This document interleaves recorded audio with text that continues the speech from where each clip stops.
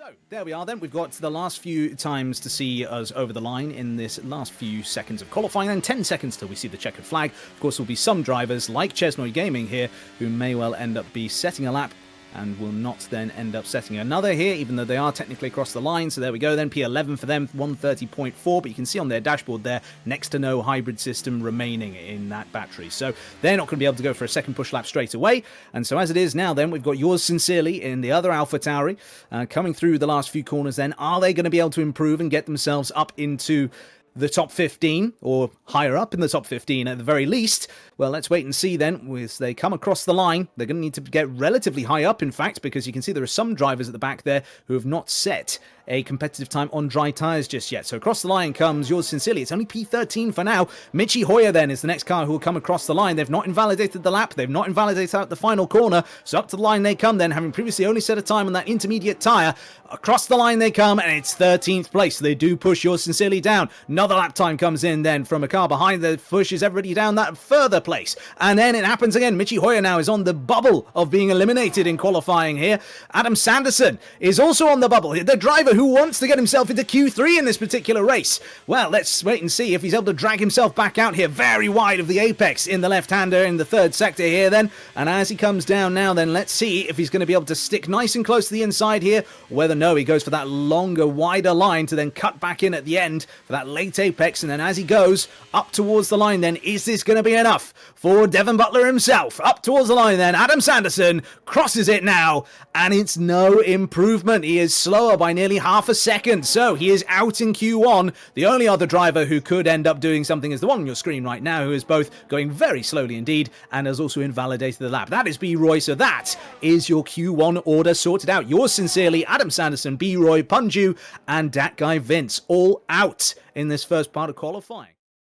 Control the car, but in a way that everybody does, especially if you've got dirty air over your wings, which of course Skyzy doesn't on this occasion. And as he comes up to the line then, he has the pace underneath him, and what a pace as well, a 1:28.8, our first time in the 28s, and that is a stellar performance from Skyzy.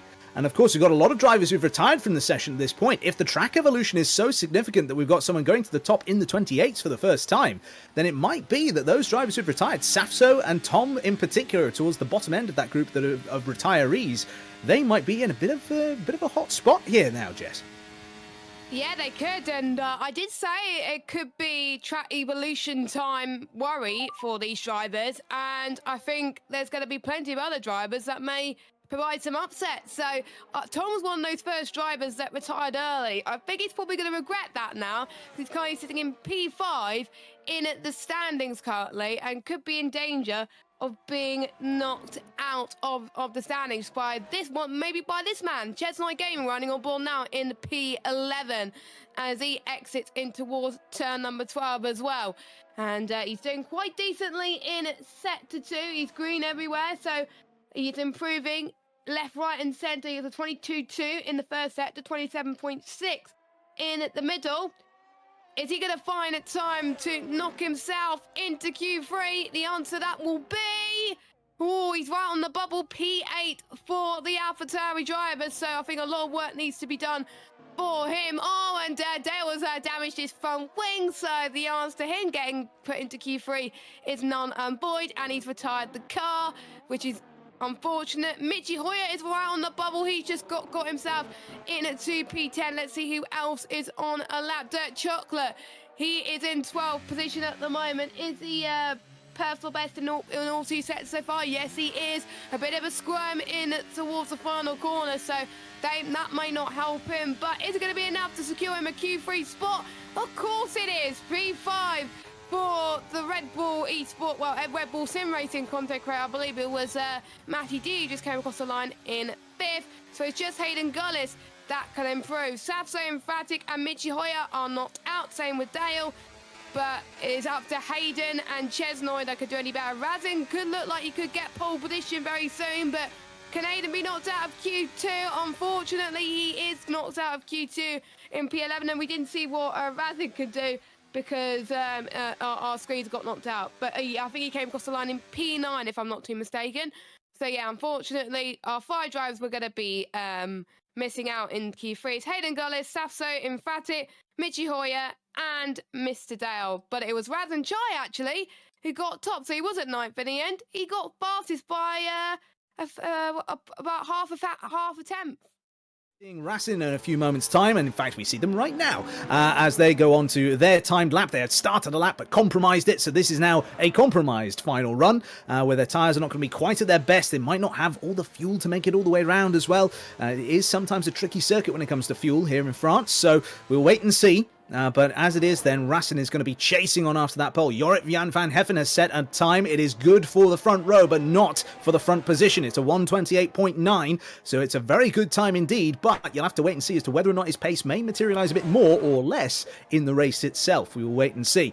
But as it is, then Rasin Chai comes round the last few corners then in that final sector. It's looking like a good time so far from the McLaren driver. Let's see if the car will hold out right the way until the end of the lap. Little bit leery at the back end in the penultimate corner's exit. Now as they come powering out of the final turn, it doesn't look quite as aggressive a lap this one here, and up towards the line they go. Nogueira has retired from the session. Rasin Chai goes second place by just a few hundredths of a second, and now Peya comes up to the line. What can they do at their home race? It's good, but it's not quite Carling. Up towards the line they've gone. It was third, it's now fourth as Meraki goes up to third place. It's a good time there from the Williams driver, who needs to be able to score 10 points or more in order to get themselves into the championship lead come the end of this race. Dirk Chucker comes across the line. They do find some time, a very large chunk of time, in fact, over a second, to end up going 7th place overall. Nogueira has retired, as we say. Tom has set their time and has finished out as a 29.6 in 9th place.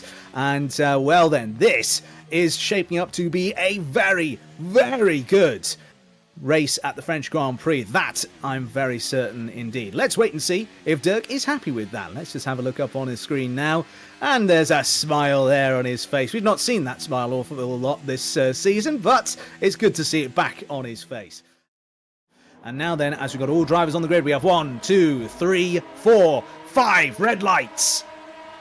Lights out, and it's go for the French Grand Prix, and it's a terrible start for the front row, particularly for our pole man, that being Sky Z. Rasin Chai is going to try and hang it all the way around the outside. Will they do so? Yes, they do! The McLaren goes all the way around the outside at turn number 1, takes the race lead, and that then is going to cause all the local hearts in the virtual grandstands to absolutely sing. But up the inside goes Sky Z, a late dive bomb move there to try and get themselves back up into the race lead. He has re-secured that race lead, and now Meraki is getting involved as well, but we've already got a safety car after some sort of drama has befallen the back of the field. Just a reminder for you, we do have some Discord issues as out to the inside goes Rasin Chai. Then he pulls out of the slipstream of the Mercedes, he pulls back in front before the braking zone, and then he's able to get that McLaren up into the lead of this race. In towards the first corner then, Matty Diaz tried to make a move on B-Roy, make it stick, and he's trying that, but in the background, Michi Hoyer has lost the back of the car. They've speared off towards the wall. They've not ended up hitting that wall, but for a moment there, that would have been, that wasn't a code brown, that was a whole code red and brown, probably, and that's a horrible image that all of you can now imagine in your minds. Towards the end of this race, but look at this now. Meraki's soft tyres have really gone off the cliff. If Jorrit Jan van Heffen is now getting an enormous launch past them, and that then is either those softs starting to die very early on indeed, or it's just a big mistake from Meraki there. So that then promotes Jorrit up into 3rd place. Now onto the podium steps. That is a great position for the reserve driver to be in. And in the Williams behind, Jake is just not able to get quite onto the same terms. This position should still get him the lead of the championship. But at this stage, he's going to be wanting more than that, surely, Jess? That we're going to be able to see a move here once again from MSkyZ or from Jorrit. Certainly if SkyZ doesn't go for the move themselves here, then Jorrit will, and Jorrit comes with enormous slipstream, and Jorrit Jan van Heffen takes the lead, only briefly in the French Grand Prix, before it's then snatched back away from them by Jorrit Jan van Heffen, and that then demotes Rasin Chai all the way back down to 3rd place with that lack of DRS. This is a brilliant little battle going on here. SkyZ now is in the head of the Grand Prix, but not for much longer. Now Jorrit takes the lead, and he's up into the lead of the French Grand Prix at this stage in the race then, and whilst MSkyZ must have thought to himself, I've gotten this all done, the thought currently going through his head must be one of melt. Very, very impressive from him. But looks like SkyZ is going to get the move once again in towards turn number 1. We haven't seen much moves through turn number 1 in this race, and SkyZ is going to prove us all wrong there. Down the inside in towards turn 1 and 2, and he retakes the lead of the French Grand Prix. And that's not going to have Razin Chai in third because he's lost 2 places because of it. Any change of position at all, but for the time being, if there is no change of position, then we'll watch what happens. And what's happened to SkyZ? SkyZ has stopped on track! The car has suddenly come to a halt! Oh my goodness me, he's down to third place in 5 seconds! Back on what has happened there! That is an atrocious problem there for them.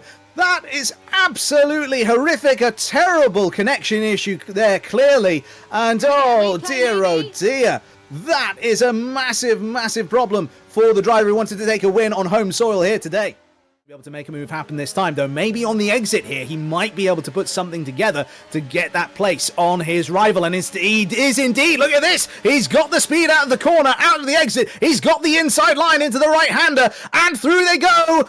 And it is Dirk Chocolate ahead. He has got that place ahead of Hayden Gullis. He is now right on the back of Matty D. Matty D with that blinking red light on the back of the car. That denotes that they have got less than 10% ERS remaining in their battery. So this then gives Dirk a fantastic opportunity to get something going on here. Nogueira goes into the pits for a set of hard tyres. We cut back to the action here, and I suspect that we've got a DRS pass coming around this next corner. Around the final turn they come then. Much, much better turn for Dirk as well. He's much closer to the apex. He's got the DRS. He's got the overtake button enabled briefly there for that extra little bit of power. And now then, as we come down that start-finish straight into the first corner, is there going to be contact between Dirk and Nogueira? No, there is not. But it is a compromised line. It's one where Dirk might end up losing a position that he's worked so hard to get. Might even lose one to the car behind as well. And there's side-by-side contact between the pair of them. Is there contact into the corner? No, there's not. They stay ahead. And Dirk Chocolate, despite all of that fight back from the car behind him, he's been able to keep that move, keep that place,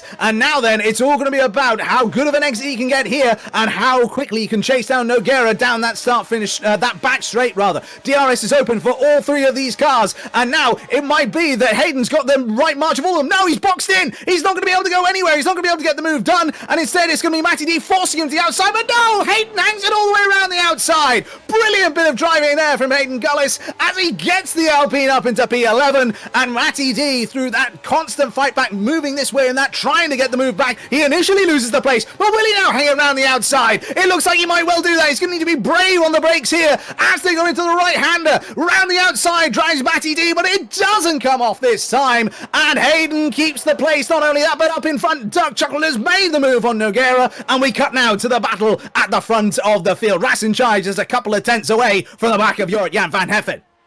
But as it is then, DRS available for all these cars here as they come down into the chicane. It's going to be one of these things then where Dirk's going to just do exactly what he did before. Just get a good exit out of here to then be able to get that run into the next corner, into the right-hander. It looks like he's got that on Infratic, and he's going to have to get it done because he's got all that pressure from the cars behind. Up towards the right-hander we go then. It's going to be 4 cars all fighting over the same piece of tarmac here as Dirk Chocolate gets the inside line. He gets it again into the next right-hand corner, and as we go through that then, back in behind, Hayden Gullis gets the move done on Infratic at the same time, or briefly does, before Infratic fights back. Infratic is fighting hard here. He's helping his former teammate in the process of all this, getting some of that pressure away from Dirk at this stage, and that then is going to allow him to press on and try and get the move done. Infratic goes into the pits, as does former race leader Jan van Heffen. He's already been serviced, in fact, and he's onto a set of soft tyres. Soft tyres for 23 laps. I tell you what, he must know something different to what I know, because that, to me, would not have been the strategy I'd have gone for.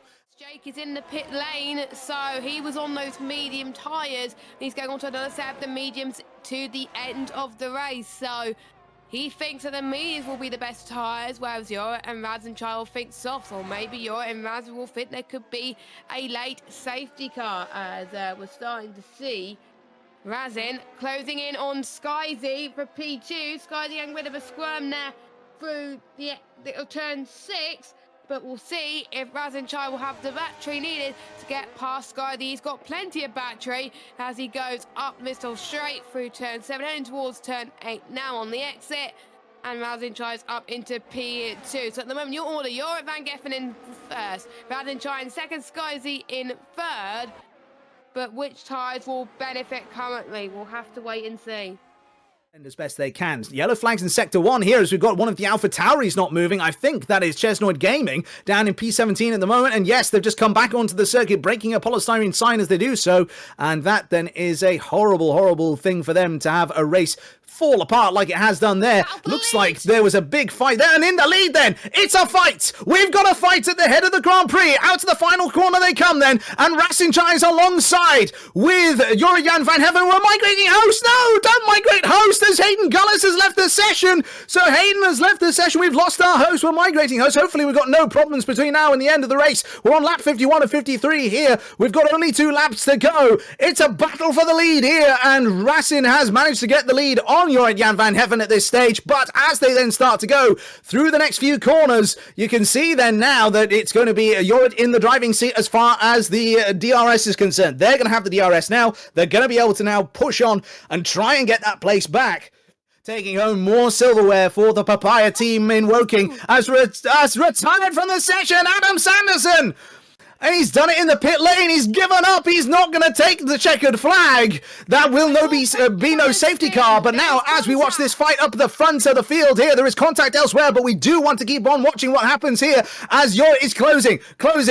But will he close in entirely? No, he won't. No. It's the final lap of the Grand Prix. He's not making use of his DRS system. So maybe that system is not in operation right now. Round the outside goes that guy Vince. Brilliant move round the outside of Hayden Gullis there. We caught it just at the last possible moment. The session. And there we go then. Michi Hoyer's gone through too. Hayden had to rejoin the session, of course, as we saw earlier on. But as it is now then, going through the last few sections of the circuit, into that third sector we go. It's incredibly close. And Jorrit does have the ERS being deployed and burned at this point in time. But you can see on the back of the car in front that it's being done for Rasin as well. The pair of them are going to go up through the last few corners now then. Through this corner. Then we've got just 2 to go. Through the penultimate turn then. And Rasinchai has been able to hold off for the time being.